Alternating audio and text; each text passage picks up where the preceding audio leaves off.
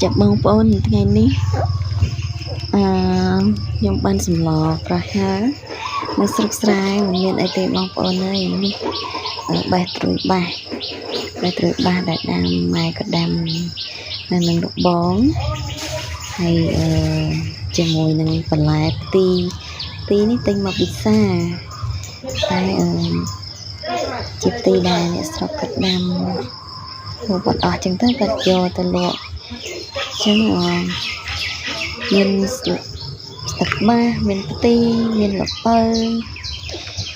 មានដំណងហើយបងប្អូនហើយនៅស្រុកស្រែមានអីទេម្ហូបមានតែប៉ុណ្្នឹងឯងខែនេះខែវស្សាហើយស្លឹកបាសនៅក្រៅផ្ទះហ្នឹងលាស់ល្អដែរ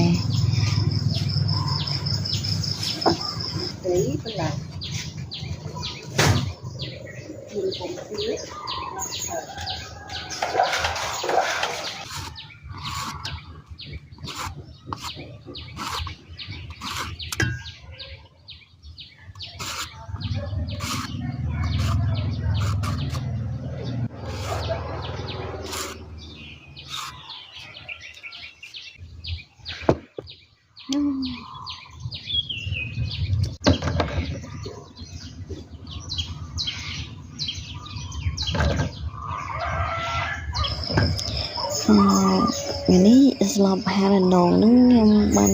សាច់ជ្រូកបងប្អូនសាច់ជ្រូកលាយជាមួយនឹងត្រីស្រែចា៎មានតែប៉ុណ្្នឹងអរគុណបងប្អូន